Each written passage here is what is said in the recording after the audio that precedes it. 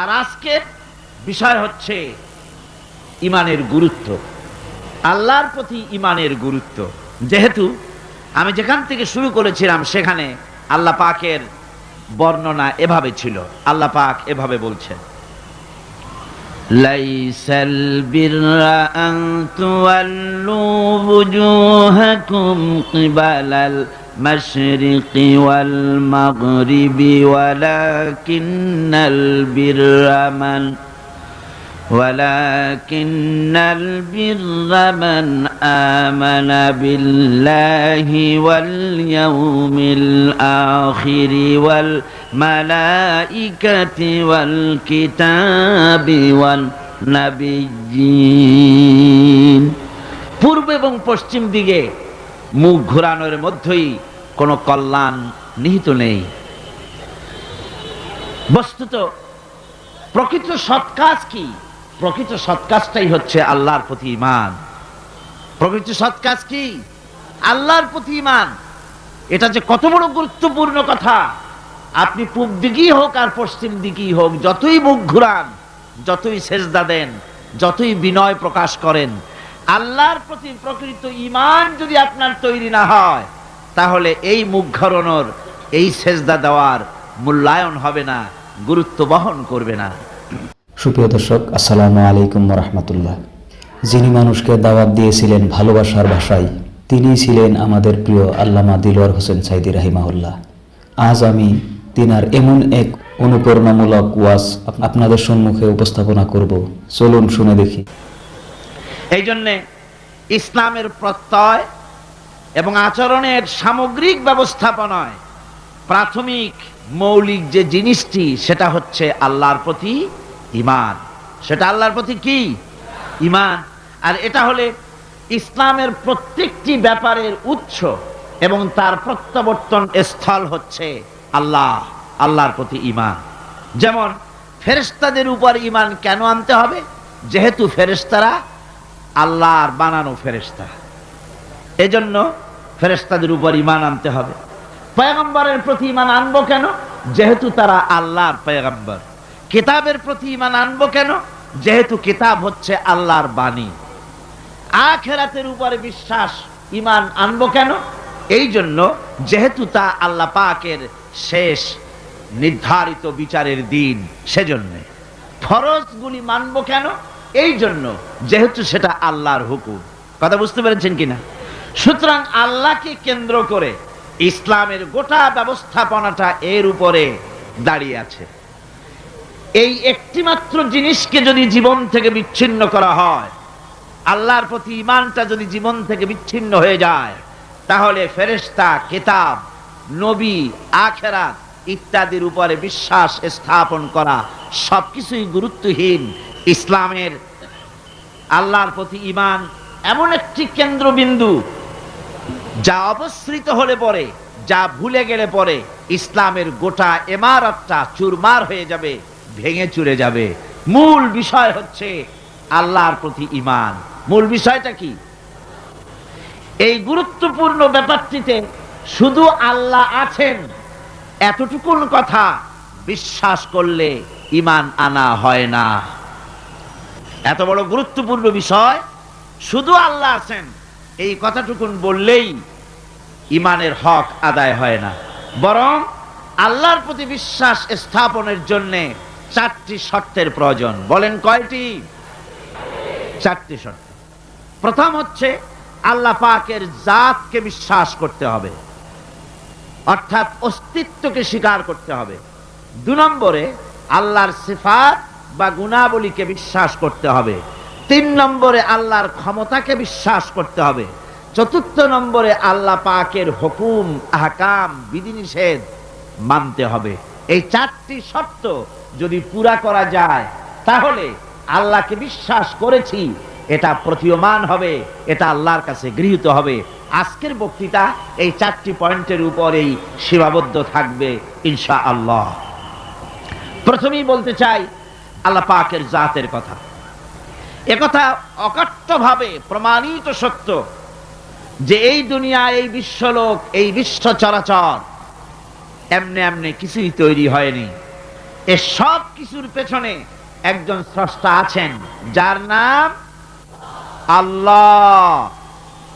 জোরে বলেন, তার নাম কি? আচ্ছা ভাই, আল্লাহর নাম নিতে আপনাদের কোনো শরম আছে? কোনো ভয় করে? কোনো লজ্জা করে নাকি? তাহলে চিৎকার দিয়ে মহব্বতের সাথে বলেন, আকাশ জমিনের সবকিছুর নিয়ন্ত্রণকারী এবং স্রষ্টা কে? সুবহানাহু ওয়া তাআলা। আল্লাহ সুবহানাহু ওয়া তাআলা, তিনি সবকিছু সৃষ্টি করেছেন এবং সবকিছুর নিয়ন্ত্রণ করছেন। তিনি এক উচ্চ মহান শক্তি, যে শক্তি অপ্রতিদ্বন্দ্বী, যে শক্তির মোকাবেলায় এই পৃথিবী কোনো কিছুই তার মোকাবেলায় টেকে না। সেই আল্লাহ পাক, তিনি ছিলেন, তিনি আছেন, তিনি থাকবেন। তার কোনো শুরু নাই, তার কোনো শেষ নাই। আর তার ক্ষমতার প্রতিদ্বন্দ্বী আকাশেও নাই, জমিনেও। এই কথাটি আল্লাহ রাব্বুল আলামিন ছোট্ট একটি সূরার ভিতরে সুন্দর করে মানুষকে শুনিয়ে দিয়েছেন। কুল হুয়াল্লাহু আহাদ। আমার সাথে সবাই পড়েন, কুল হুয়াল্লাহু আহাদ আল্লাহুস সামাদ লাম ইয়ালিদ ওয়া লাম ইউলাদ ওয়া লাম ইয়াকুল লাহু কুফুয়ান আহাদ। আল্লাহ রাব্বুল আলামিন বলেন, হে নবী আপনি বলুন, আল্লাহ এক এবং একক, তিনি কারো মুখাপেক্ষী নন, তাকে কেউ জন্ম দেয় নাই, তিনিও কাউকে জন্ম দেন নাই। আকাশ আর জমিনে আল্লাহ রাব্বুল আলামিনের সমকক্ষ কেউ নাই। তিনি এক এবং একক। কোরআনে কারীম আল্লাহর পরিচয় সম্পর্কে কোরআন বলতেছে, যালিকুমুল্লাহু রাব্বুকুম লা ইলাহা ইল্লা হুয়া খালিকু কুল্লি শাই। যালিকুমুল্লাহু রাব্বুকুম, এই হচ্ছে আল্লাহ, যিনি তোমাদের রব। সুবহানাল্লাহ, সুবহানাল্লাহ বলেন। ইনি হচ্ছেন আল্লাহ, যিনি তোমাদের রব। তিনি ছাড়া কোনো ইলাহা নাই, তিনি সব কিছুই সৃষ্টি করেছেন। ফা'বুদুহু ওয়া হুয়া আলা কুল্লি শাইইন কাদির। একমাত্র তারই আনুগত্য করো, তার সামনেই মাথাটা নত করে দাও, তার আনুগত্য জীবনের সকল ক্ষেত্রেই করো। সমস্ত জিনিসের উপরে ক্ষমতাবান একমাত্র কে? আল্লাহ। কি মজার নাম, সুবহানাল্লাহ, কি মজার নাম। এত নাম শুনি দুনিয়ায়, আর পৃথিবীর অন্যান্য জাতিরা তাদের স্রষ্টাকে যে নামে ডাকে, ডাকুক্ষণ, আমাদের কোনো আপত্তি নাই, ওনারা ডাকুন। কিন্তু দেখুন, সেই নামগুলি উচ্চারণের ভিতরে ওনাদের কি জিজ্ঞাসা করেন, এতে মজা কেমন লাগে, অর্থটা কি দাঁড়ায়। যেমন খ্রিস্টানেরা স্রষ্টাকে বলে গড। এখন গড, যে গড এই শব্দটা যদি আপনি উল্টায় দেন তাহলে কি হয়ে যায়? হায় রে কপাল, কি বেকায়দা। অন্যান্য জাতিদের কথা বললামই না, একটা কথাই বললাম। আমার আল্লাহ, সুবহানাল্লাহ, কি নাম, কি মজা। আল্লাহ, আল্লাহ, আল্লাহ, আল্লাহু আকবার, কি মজা। যত শোনা যায় ততই মজা লাগে। এই আল্লাহ রাব্বুল আলামিন হচ্ছেন এমন, লা তুদরিকুহুল আবসার ওয়া হুয়া ইউদরিকুল আবসার ওয়া হুয়াল লাতীফুল খাবীর। কোন দৃষ্টি শক্তি তাকে আয়ত্তে আনতে পারে না, বরং সকল দৃষ্টি তার আয়ত্তের ভেতরেই রয়েছে। সুবহানাল্লাহ, তাকে কেউ দেখতে পারে না। তিনি সর্বশক্তিমান, তার কাইফিয়াত কি জানার দরকার নাই। তিনি আছেন, তিনি ছিলেন, তার সব আছে। চোখ আছে, হাত আছে, পা আছে, সবই আছে, কোরআন শরীফের মধ্যে এগুলি আছে। কিন্তু কি রকম আছে এই প্রশ্ন করা জায়েজ নাই। তার কাইফিয়াত ভিন্ন। আল্লাহ পাকের সব রয়েছে, তিনি সব দেখতে পাচ্ছেন। তিনি সমস্ত সৃষ্টিকুলের স্রষ্টা। বিশ্ব চরাচরের চারিদিকে অসংখ্য নিদর্শন আছে, যা চিন্তা করলে পরে আল্লাহ পাকের অস্তিত্বকে উপলব্ধি করা যায়। কিন্তু যারা পাগল, অর্থাৎ যাদের চিন্তা শক্তি কম, এত কিছু দেখার পরেও তাদের ইমানে, তাদের মাথার ভিতরে আল্লাহর অস্তিত্ব ঢোকে না। একজন বেদুইনকে জিজ্ঞাসা করা হলো, বেদুইন, বদবি, গ্রাম্য লোক, কলেজে পড়ে নাই, ইউনিভার্সিটিতে পড়ে নাই, সায়েন্স ল্যাবরেটরিতে রিসার্চ করে নাই, এমন একজন গ্রাম্য বদবিকে জিজ্ঞাসা করা হয়েছিল, আল্লাহর অস্তিত্বের প্রমাণ স্বরূপ তুমি কিছু বলতে পারো কিনা, আল্লাহ আছে নাকি? ওই গ্রাম্য লোক বললেন, ছাগলের ছোট ছোট পায়খানার বড়িগুলি, কি বলেন, ছাগলের পায়খানা ট্যাবলেটের মতো না, ক্যাপসুলের মতো, কোন জায়গায় ছোট্ট ছোট্ট ছাগলের বিষ্ঠাগুলি দেখলে পরে যে দেখে সে বুঝতে পারে এখানে ছাগলেরা থাকে। গাধার পায়খানার স্তূপ দেখলে পরে মানুষ বুঝতে পারে এখানে গাধারা বাস করে। পায়ের চিহ্ন দেখলে মনে করা যায় এখানে কোনো মানুষ হেঁটে গিয়েছিল। এই ছোট ছোট জিনিস দেখলে পরে যদি ছাগল, গাধার, মানুষের অস্তিত্ব বোঝা যায়, তাহলে ওই বিরাট আকাশ, এই বিশাল জমিন, গাছপালা, তরুলতা দেখে কেন বোঝা যাবে না যে স্রষ্টা একজন আছেন? আমার ভাইয়েরা, আল্লাহ পাকের পরিচয় দিতে গিয়ে কোরআন আবার বলে, আফালাম ইয়ানজুরু ইলাস সামাই ফাওকাহুম কাইফা বানাইনাহা ওয়া যায়্যানাহা ওয়া মা লাহা মিন ফুরুজ। তারা কি কখনো নিজেদের উপরে অধিষ্ঠিত, নিজেদের উপরে অবস্থিত ওই বিশাল আকাশের দিকে কি তাকায় দেখে না, কিভাবে আকাশটা আমি বানালাম আর কি সুন্দর করে আকাশটারে আমি সাজায় দিলাম? এটা কি তারা দেখে না? যার ভিতরে কোনো ফাঁকা নাই, এত সুন্দর করে আকাশটারে বানালাম, ওই আকাশের দিকে কি তাকায় না? আকাশ নিয়ে কি চিন্তা ভাবনা গবেষণা করে না? আমার ভাইয়েরা, বহু লোক এমন আছে ওই আকাশের দিকে তাকায়। বিজ্ঞানীদের মধ্যেও এমন আছে, কেউ কেউ বলে আকাশ বলতে কোনো জিনিস নাই, অনেক দূর, তাই নীলা নীলা দেখা যায়, আকাশ বলে কোনো জিনিস নাই। নাউজুবিল্লাহ, বহুত দূরে, সেই জন্য ওইরকম দেখা যায়, আসলে কিছু নাই। আর সত্যিকারের বড় বড় বিজ্ঞানী যারা, তারা আকাশের অস্তিত্ব সম্পর্কে চিন্তা ভাবনা করে, তাদের চিন্তা এবং গবেষণায় এই জিনিস ধরা পড়ে যে নিঃসন্দেহে আকাশ বলে কিছু আছে।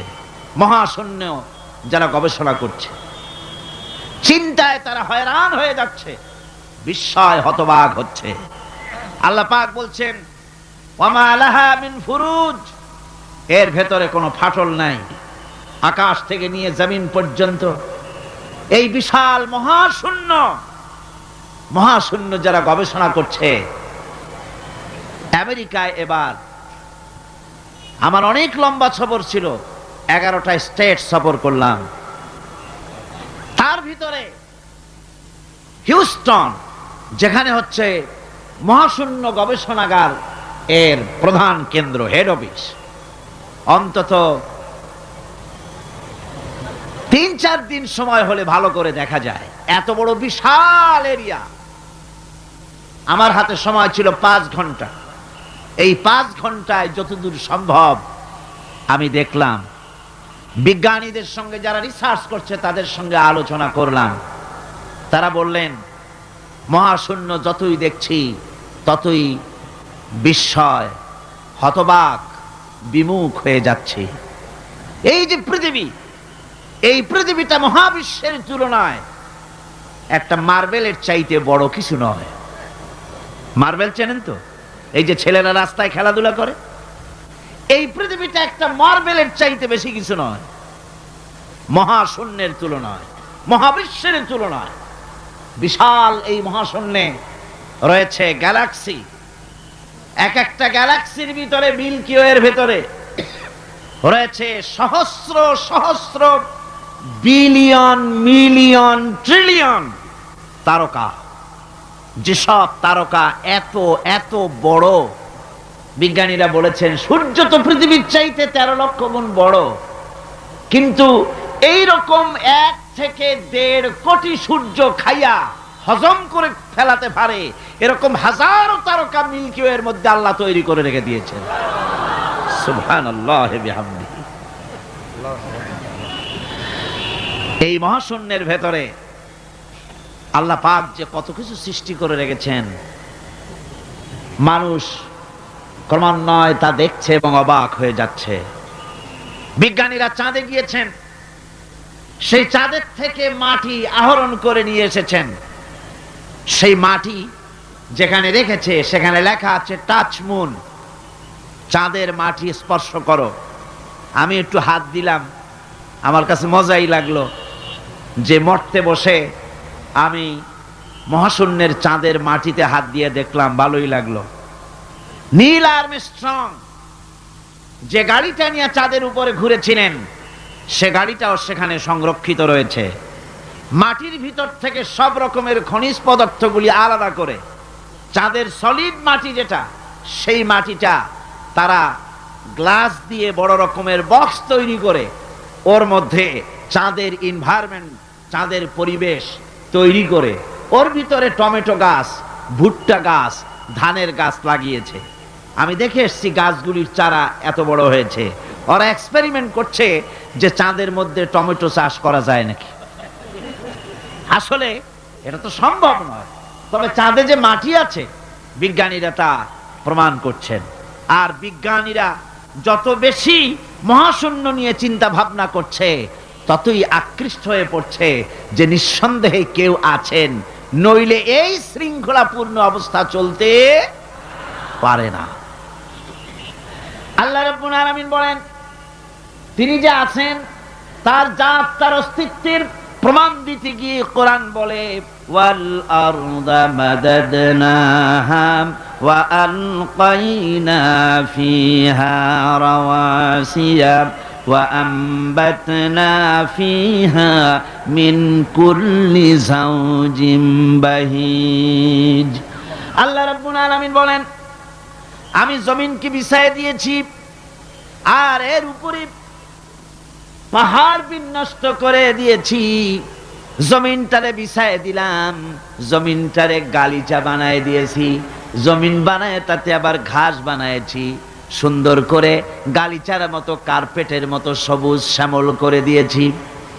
এরপরে এর উপরে পাহাড়গুলি দিয়া দিলাম, পাহাড় দিয়া জমিনকে টাইট করে দিলাম। তাবসিরাতান ওয়া যিকরা লিকুল্লি আবদিন মুনিব। এর ভেতরে চক্ষু উন্মোচনকারী আর উপদেশ অতীব শিক্ষাপ্রদ অনেক কিছুই রয়েছে ওই সমস্ত মানুষের জন্য যারা আমার কাছে সত্যের দিকে যারা প্রত্যাবর্তন করতে চায়, যারা আমার দিকে ফিরে আসতে চায়, তাদের অনেক নিদর্শন এই পৃথিবীর ভিতরে আমি রেখে দিয়েছি। জোরে বলেন সুবহানাল্লাহ। আল্লাহ পাক বলেন, দেখো এর প্রত্যেকটি জিনিস, প্রত্যেকটি পাতা, প্রত্যেকটি তৃণ, যা কিছু দেখতে পাও সব আল্লাহর সাক্ষী দিচ্ছে আল্লাহ আছেন। আল্লাহ পাক বলেন, একটু তাকাও উপরের দিকে। আওয়ালাম ইয়ারাউ ইলা তায়রি ফাওকাহুম সাফাতিন ওয়া ইয়াকবিদনা মা ইউমসিকুহুন্না ইল্লার রহমান। দেখে নাকি তারা পাখিটি কেমন, লোক মেলি দুটি লঘু ডানা, উড়িয়া বেড়ায় শূন্যের পরে, নাহি তার কোনো মানা। আবার সে কবু ডানা গুটাইয়া চলে, কিন্তু পড়ে না তবু। বলো কে বা তারে শূন্যে রাখিছে ভিন্ন সে এক প্রভু।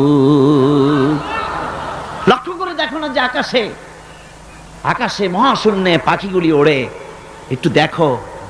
মানুষ তো খায় জন্মের খাওয়া, শুধু খায়, চিন্তা ভাবনা করে না। একটু চিন্তা ভাবনা করো, একটু গবেষণা করো। পাখিগুলি উঠতে থাকে, উড়বার সময় ডানা এভাবে দোলায়, ঠিক না? আল্লাহ বলেন দেখো ডানা এভাবে দোলায়। আবার কোন সময় ডানা মুঠি দোলায় না, দুটি ডানা বডির সাথে লাগায় দিয়া সাঁ করে উড়ে যায়। আবার ডানা দোলায়, ডানা বন্ধ করে না, দোলায়ও না, দুটি ডানা প্লেনের ডানার মতো করে দিয়ে শূন্যের পরে উড়ে বেড়ায়। ডানা বন্ধ করে দিল, ঝোলানো বন্ধ করলো, অথচ আকাশ থেকে পড়ে গেল না পাখি। শূন্যের পরে কে রেখে দিয়েছে? আল্লাহ ছাড়া। জোরে কোন কে দিয়েছে? কে রাখলো? আল্লাহ পাক। এই শীতের দিনে আমাদের দেশে অতিথি পাখিরা আসে, সাইবেরিয়ান দ্বীপপুঞ্জ থেকে আসে। একটু মাথা খাটা, কপাল ভালো হয়ে যাবে, কিসমত খুলে যাবে। কোথায়? সাইবেরিয়া। সাইবেরিয়া দ্বীপপুঞ্জ থেকে, সেইখান থেকে যখন এই শীতের মৌসুমে আমাদের দেশে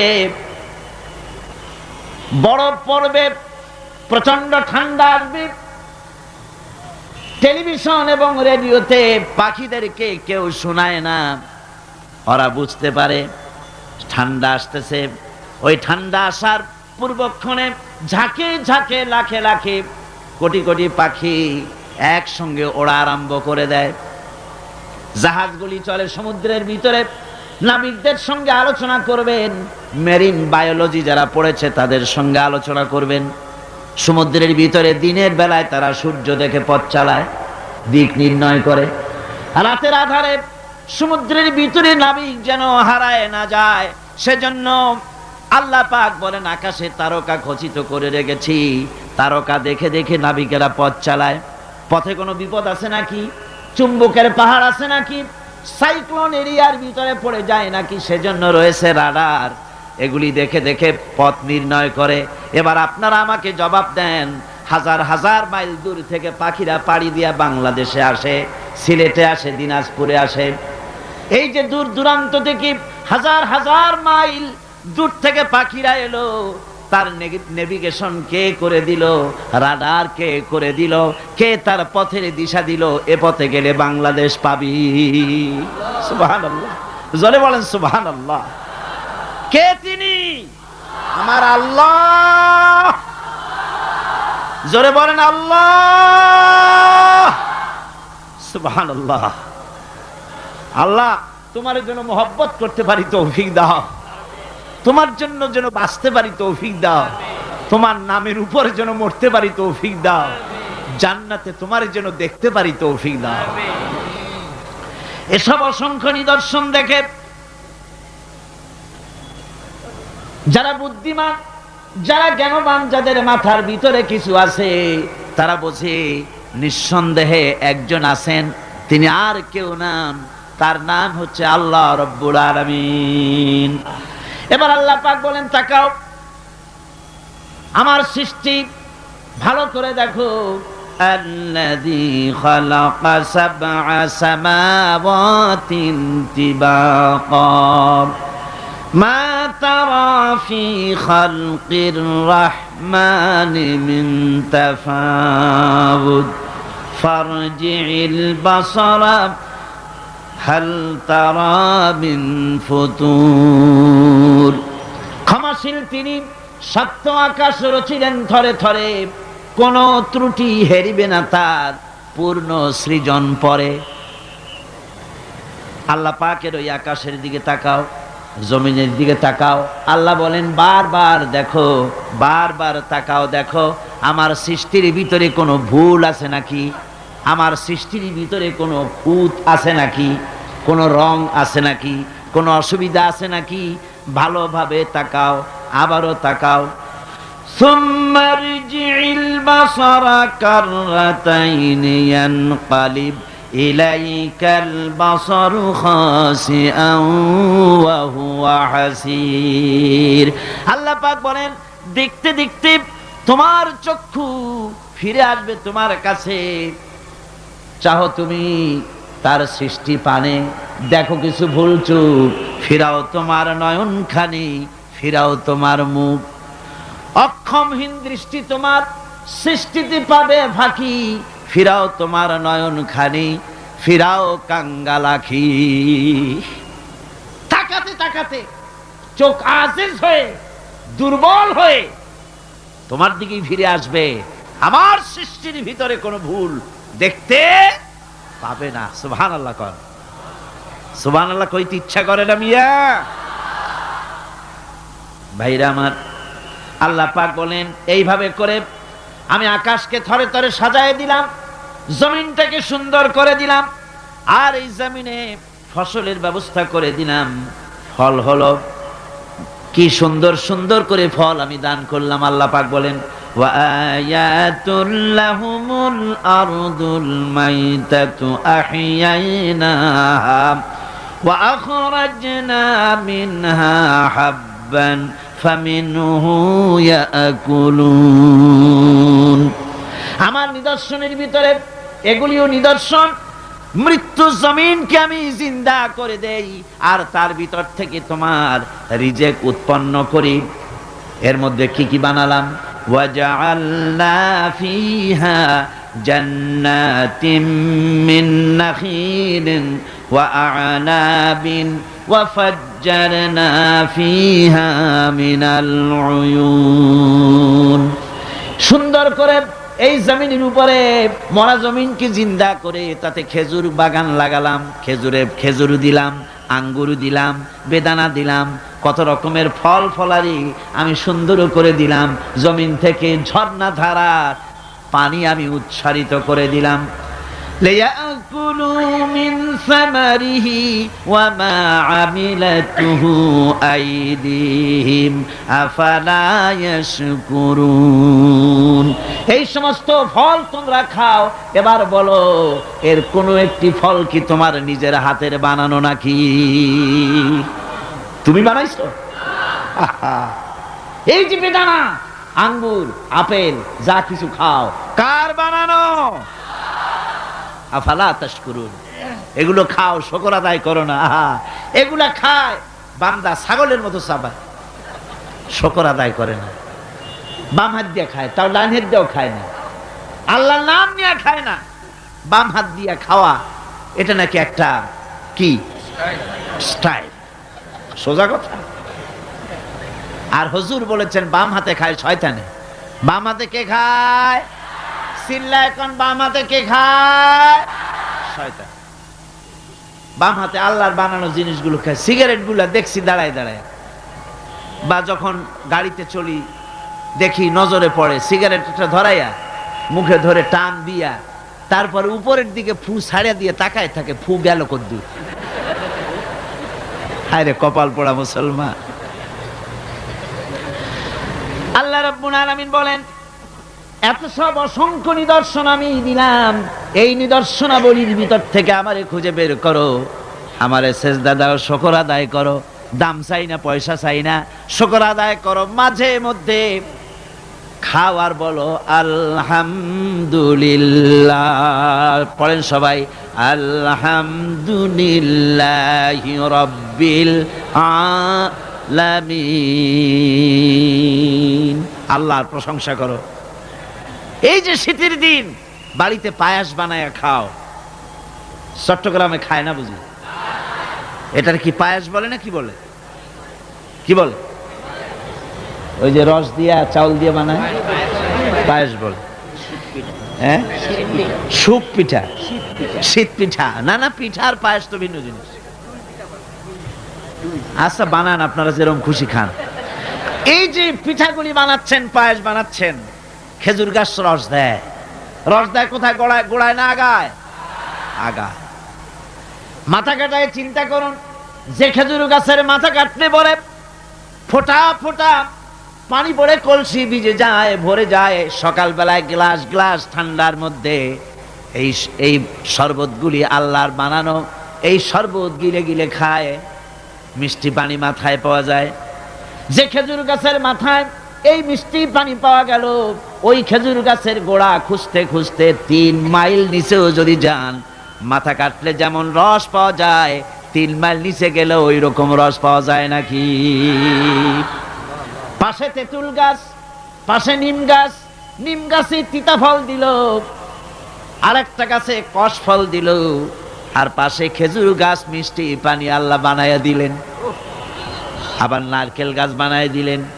নারকেল গাছের 30 হাতের মাথায় ডাবের ভিতরে আল্লাহ মিশ্রি বিজন শরবত বানায় দিলেন। বান্দারে খালি শরবত খাইয়া পেট ভরবে না, এই জন্য ডাবের ভিতরে তোর জন্য হালুয়া রুটিও বানায়া রাখছি।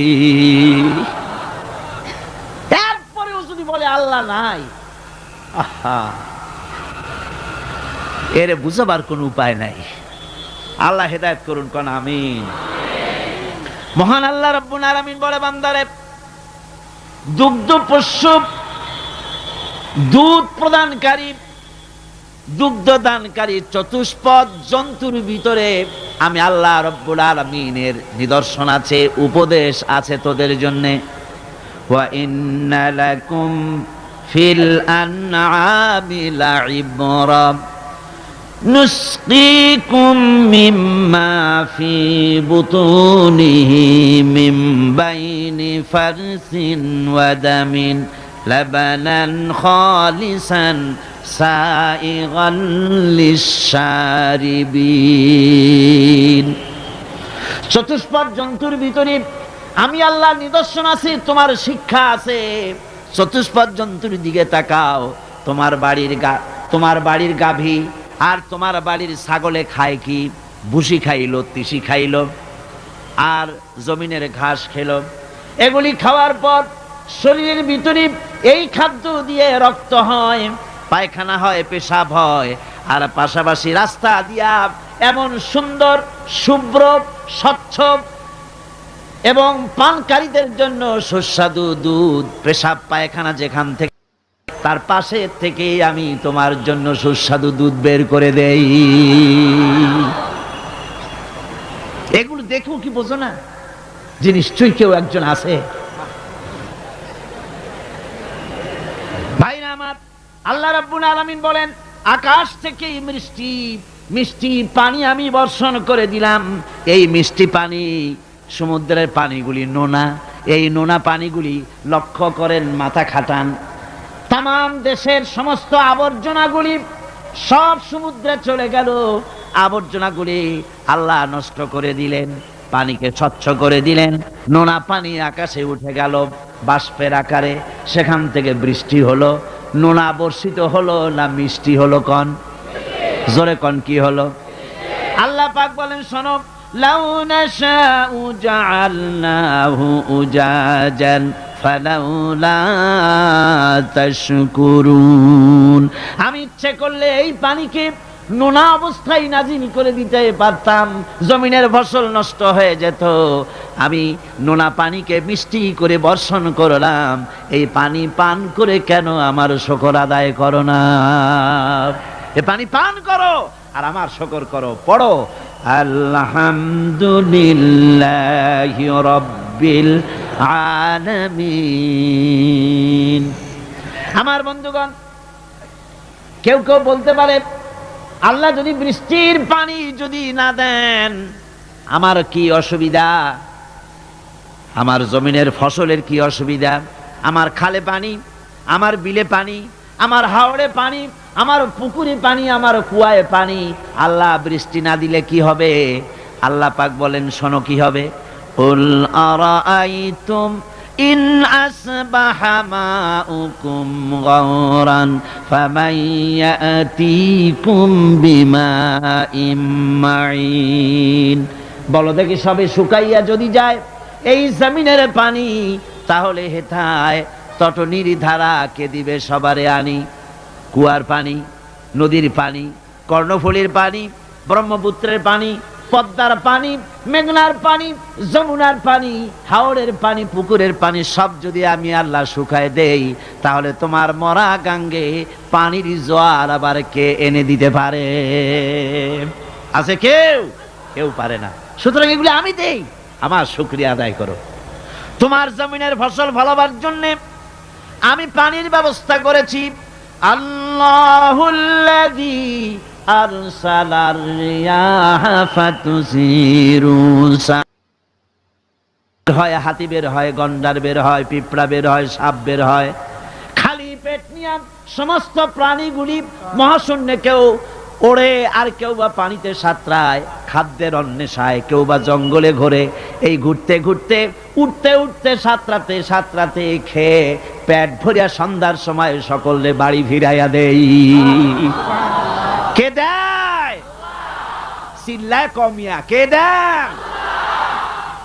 সুতরাং আল্লাহর এই সেবাতে বিশ্বাস করা লাগবে। আমি বলছিলাম কয়টা কথা বলেছি বলেন? 7টি কথা বলেছিলাম। জাত বলেছি, সেবাত বলেছি, এবার কি বলবো? কুদরত। এবার কি বলবো? কুদরত মানে কি? ক্ষমতা। কুদরত মানে ক্ষমতা। আল্লাহর ক্ষমতা কি? আল্লাহর ক্ষমতা হচ্ছে প্রচন্ড ক্ষমতা। রাতকে দিন বানাতে পারেন, দিনকে রাত বানাতে পারেন, জিন্দাকে মুর্দা করতে পারেন, মুর্দাকে জিন্দা করতে পারেন, সাগরকে নগর বানাতে পারেন, নগরকে সাগর বানাতে পারেন, এতিমকে ফকিরকে ধরে দেশের প্রেসিডেন্ট বানায় দিতে পারেন, আবার প্রেসিডেন্ট ধরে জেলখানায় ঢুকাইয়া দিতে পারেন, সম্মানী লোককে বেইজ্জত করে দিতে পারেন, আবার গরিব মানুষকে ধরে কোটিপতি বানাই দিতে পারেন, কোটিপতিকে মুহূর্তের ভিতরে ফকিরে পরিণত করে দিতে পারেন। পারেন কিনা আমার ভাইয়েরা? ওই আল্লাহ পাক বলছেন ক্ষমতার একমাত্র মালিক হচ্ছে আমি, আমার প্রচন্ড ক্ষমতা। মা ইয়াফতাহাল্লাহু লিন-নাসি মির রাহমাতিন ফালা মুমসিকা লাহা। আল্লাহ পাক বলেন আমি যদি কারোর জন্য রহমতের দরজা খুলে দেই, তাহলে সেই দরজা কেউ বন্ধ করে দিতে পারে না। কারোর জন্য যদি রহমতের দরজা আমি খুলি, কারো বাপের ক্ষমতা নাই তা বন্ধ করতে পারে। কোন সুবহানাল্লাহ। ওয়ামা ইউমসিক ফালা মুরসিলা লাহু মিন বা'দি। আর যদি আমার রহমতের দরজা যদি কারোর জন্য বন্ধ করে দেই, সেই দরজা কেউ খুলে দিতে পারে না, কারো ক্ষমতা নাই। কুল ফামান ইয়ামলিকু লাকুম মিনাল্লাহি শাইআন ইন আরাদা বিকুম দাররান আও আরাদা বিকুম নাফআ। এবার বলো আল্লাহর উপরে কার আধিপত্য আছে যে আল্লাহ যদি কাউকে সাহায্য করতে চান, কাউকে যদি নাফা দিতে চান, অথবা কারো ক্ষতি করতে চান, তাহলে আল্লাহর উপরে প্রভাব বিস্তার করতে পারে এমন কি কেউ আছে? জোরে বলেন আছে? আমার বন্ধুগণ, তার কাছে কৈফিয়ত চাওয়ার কেউ নাই। লা ইউসালু আম্মা ইয়াফআলু ওয়া হুম ইউসালুন। তিনি কারো কাছে কৈফিয়ত দেন না, বরং গোটা সৃষ্টি জগৎ তার কাছে কৈফিয়ত দিতে বাধ্য। সুবহানাল্লাহ। আল্লাহ রাব্বুল আলামিন বলেন লিল্লাহি মুলকুস সামাওয়াতি ওয়াল আরদ ইয়াখলুকু মা ইয়াশা। আল্লাহ জমিন এবং আকাশমণ্ডলের মালিক, তিনি সৃষ্টিকারী, তিনি সৃষ্টি করেন। ইয়াহাবু লিমান ইয়াশাউ ইনাসা ওয়া ইয়াহাবু লিমান ইয়াশাউ যুকুর। কাউকে তিনি ইচ্ছা করেন, যাকে ইচ্ছা করেন পুত্র সন্তান দেন, যাকে ইচ্ছা কন্যা সন্তান দেন, আবার কাউকে পুত্র দেন, কন্যাও দেন, আবার কাউকে কিছুই দেন না, বন্ধা করে রাখেন। এই ক্ষমতা কেবলমাত্র আল্লাহর। সন্তান দেওয়ার মালিক কে? আল্লাহ পাক। সুতরাং কবরের কাছে গিয়া, মাজারের কাছে গিয়া বাবা সন্তান দাও বলা জায়েজ নাই, হারাম। চিল্লায় কোন কি? হারাম। মাজারে চাদর দেওয়া, টাকা দেওয়া, আগরবাতি দেওয়া, মোমবাতি দেওয়া, আলহামদুলিল্লাহ চট্টগ্রাম সহ বাংলাদেশের সব জায়গায় আগের তুলনায় মাজারের বাজারের ব্যবসা অনেক কমে গেছে। কোন আলহামদুলিল্লাহ। চিল্লায় কোন আলহামদুলিল্লাহ। কেন মাজারে টাকা? কেন মাজারের উপরে গম্বুজ? কেন মাজারে মশারি? কেন গোলাপ পানি? কেন সেখানে আগরবাতি? জায়েজ নাই, সব বিদআত। এই বিদআত থেকে বাঁচতে হবে। জোরে কোন আমিন, আরো জোরে কোন আমিন। আমি বলেছি এজন্যে যদি মাজারকে কেন্দ্র করি যদি কিছু এভাবে করা যায় হতো, এটা যদি সুন্নত হতো, তাহলে জান্নাতুল বাকিতে একেবারে কম করে হলেও রাসূলুল্লাহর 10,000 সাহাবী সেখানে শুয়ে আছেন। হযরত আয়েশা সেখানে শুয়ে আছেন, হযরতে ওসমান শুহাদায়ে উহুদ, হযরতে আব্বাস, হযরতে ইবনে আব্বাস, হযরতে ইবনে মাসউদ রিদওয়ানুল্লাহি তাআলা আলাইহিম আজমাইন, আজওয়াজে রাসূল, বানাতে রাসূল এখানে শুয়ে আছেন। চাদর আর গম্বুজ, আগরবাতি আর মোমবাতি যদি জায়েজ হতো, তাহলে রাসূলের আওলাদদের সাহাবীদের কবরের উপরে আমরা চাদর দিতাম না, আমাদের কলিজা ছিঁড়ে সাহাবীদের কবরের উপরে বিছায়া দিতাম। আমার বন্ধুগণ, এই সমস্ত কাজগুলি করে করে সমাজের ভিতরে বেদাত বাড়ায় দেওয়া হতেছে। আল্লাহ বেদাত থেকে গোটা জাতিরে বাঁচান, জোরে কোন আমিন। ভাইরা, এবার আমি আমার ওই আল্লাহ হুকুম হাকামের কথা বলছি। আল্লাহর উপর ঈমান এনেছি, এই কথাটা বললে সারবে না। এই 4টা জিনিস বিশ্বাস করা লাগবে। হুকুম হাকাম কি? সেটা হচ্ছে আলা লাহুল খালকু ওয়াল আমর। জেনে রাখো, সৃষ্টি যার, আইন চলবে সে আল্লাহ রাব্বুল আলামিনের। সৃষ্টি কার? অনেক সময় বসে থেকে থেকে গলাটা বোধহয় আপনাদের জিমায় আসছে। চিল্লায় কোন? সৃষ্টি কার, আইন চলবে কার? ইনিল হুকুমু ইল্লা লিল্লাহ। সৃষ্টি যিনি করেছেন, হুকুম একমাত্র তারই চলবে। আল্লাহর হুকুম মানতে হবে। হুকুম কি? আল্লাহর হুকুমগুলি শোনেন। অনেক হুকুম, কয়েকটা দৃষ্টান্ত দেই। আল্লাহর হুকুম মানতে হবে। ঈমান এনেছি আল্লাহর উপরে, এই কথা বলা যথেষ্ট নয়। হুকুম মানতে হবে। হুকুম হচ্ছে ওয়ামা উমিরু ইল্লা লিয়াবুদু ইলাহান ওয়াহিদা। আমার আল্লাহ পাকের নির্দেশ হচ্ছে একমাত্র আমার দাসত্ব করো, আমার ইবাদত করো, আমার গোলামি করো। এক আল্লাহর ইবাদত করো, গোলামি করো। আল্লাহ তা'বুদু ইল্লাল্লাহ, আমি ছাড়া কারো গোলামি করো না। গোলামি কার? আল্লাহ। আল্লাহর হুকুম ছাড়া কারো হুকুম মানি না, ঠিক কি না? আল্লাহর হুকুম মানতে হবে। এই আল্লাহর হুকুম কি মানতে পারতেছি? আল্লাহরে মানি শুধু বলি, কিন্তু মানলাম কোথায়? কোর্টে কি আল্লাহর আইন আছে? আল্লাহর আইন দিয়া কি কোর্টে বিচার ফয়সালা হয় নাকি? শিক্ষাঙ্গনে আল্লাহর আইন আছে নাকি? সেক্রেটারিয়েটে আছে নাকি? বঙ্গভবনে আছে নাকি? পার্লামেন্টে আছে নাকি? কোন জায়গায় আল্লাহর আইন নাই। আর আমি সেজদা দেই আর বলি আল্লাহ তোমারে মানি। মানলাম কোথায়? শুধু সেজদা দিলাম। এরকম সেজদার কোনো দরকার আল্লাহর নাই। কারণ আল্লাহ পাক বলেন, আকাশের তারকাগুলি, চন্দ্রগুলি, সূর্য, নক্ষত্র, গ্রহ, সৌররাজি, নবমণ্ডল, ভূমণ্ডল, যা দেখো আর যা দেখো না, সব আমার সেজদায় রত আছে। তুমি যদি জিকির না করো, তুমি যদি আমার তাসবিহ না পড়ো, কিছুই আসে যায় না। ইউসাব্বিহু লিল্লাহি মা ফিস সামাওয়াতি ওয়া মা ফিল আরদ। আকাশে যা আছে, জমিনে যা আছে, সব আমার তাসবিহ পড়ে, আমার জিকির করে।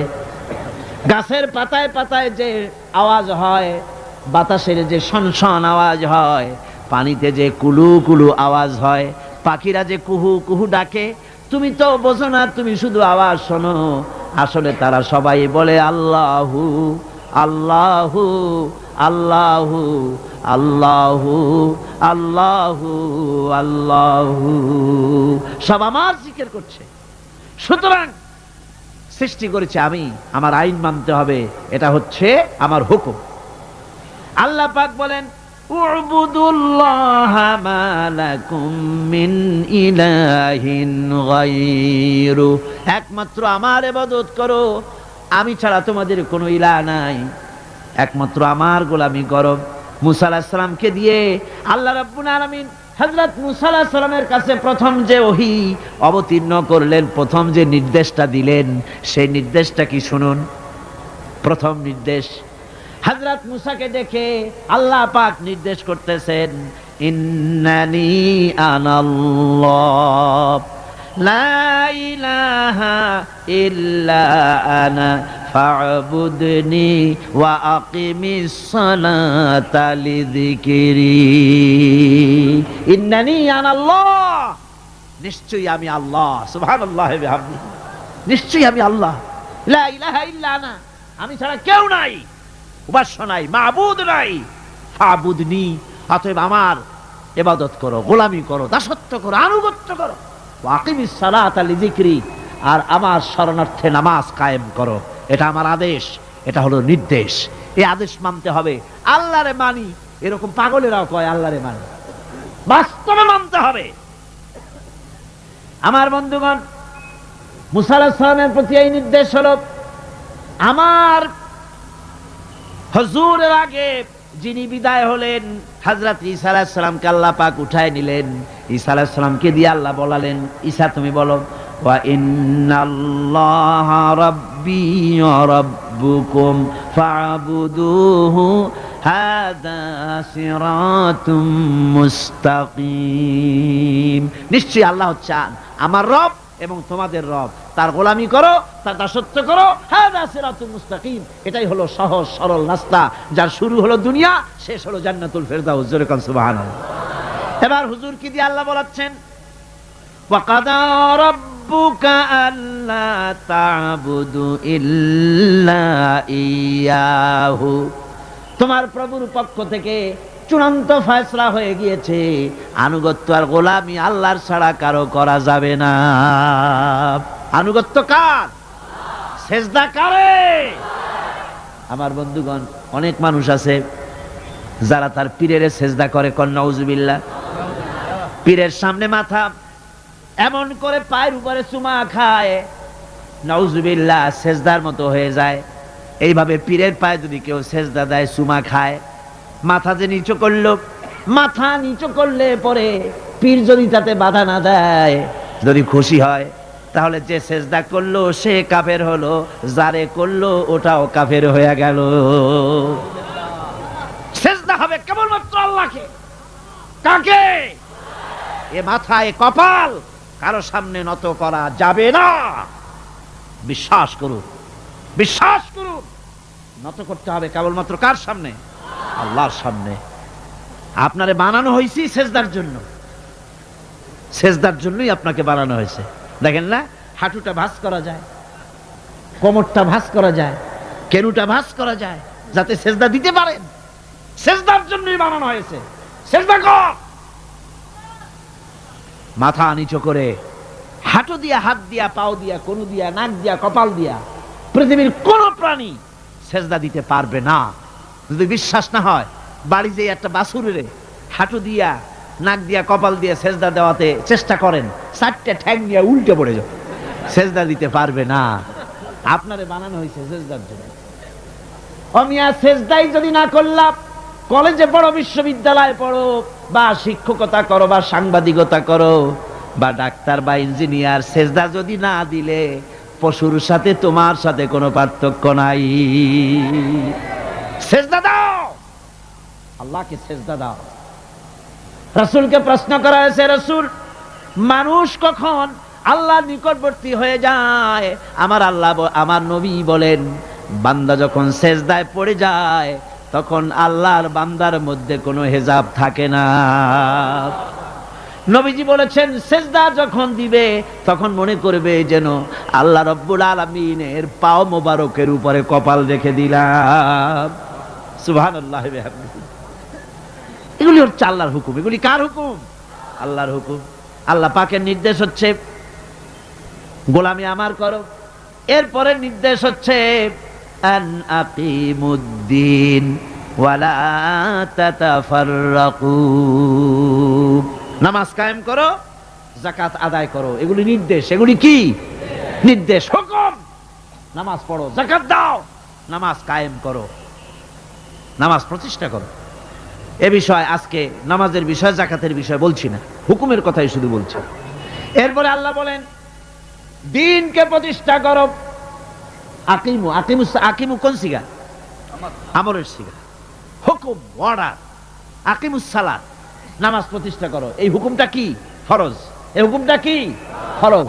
আকিমুস সালাতটা বুঝলাম, আকিমুদ দ্বীনটা বুঝলাম না। ওখানেও তো আকিমু, এখানে অর্ডার, হুকুম।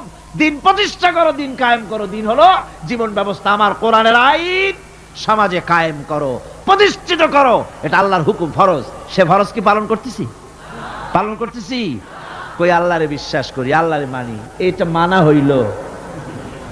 আমার বন্ধুগণ, বহুত মুসলমান এমন আছে, যখন বলা হয় আল্লাহর দিন কায়েমের আন্দোলনে শরীক হন, কয় আমি রাজনীতি ফাজনীতি বুঝি না। এগুলি হলো দারুণ চালাক মানুষ। রাজনীতি ফাজনীতি বোঝে না, কিন্তু ভোট দেওয়ার সময় ঠিকই ধর্মনিরপেক্ষতাবাদীদের বাক্সে ভোটটা দিয়ে আসে। ঠিক কিনা কয়? এরকম বহুত নামাজি মুসলমান আছে, নামাজ পড়ে, তাহাজ্জুদ পড়ে, আর ভোট দেয় ধর্মনিরপেক্ষতাবাদীদের। আবার বেহেশতের আশা করো, তাই না? এত সহজ না। আমার বন্ধুগণ, এতক্ষণ ধরে আমি আল্লাহ পাকের আদেশ এবং নিষেধের কথা শোনালাম, আল্লাহর উপরে ঈমান এনেছি। এই ছোট্ট কথাটুকুনের উপরে জান্নাতে যাওয়ার ফয়সালা হবে না, বিশ্বাস করুন। জান্নাতের ফয়সালা হবে, আল্লাহর উপরে বিশ্বাস করেছি। পরিপূর্ণ 4টি শর্ত পুরা করা লাগবে। জাতে বিশ্বাস, সেবাতে বিশ্বাস, গুণাবলীতে বিশ্বাস, হুকুম আহকামে বিশ্বাস। এই যে 4টি কথা বললাম, 4টি জিনিস যদি আমল করতে পারি, আল্লাহ রাব্বুল আলামিন আমাদেরকে তাকে বিশ্বাস করেছি বলে প্রমাণিত হবে। আর আমল করতে পারলে জাহান্নাম থেকে রব্বুল আলামিন বাঁচাই দিবেন। জোরে বলেন আমিন।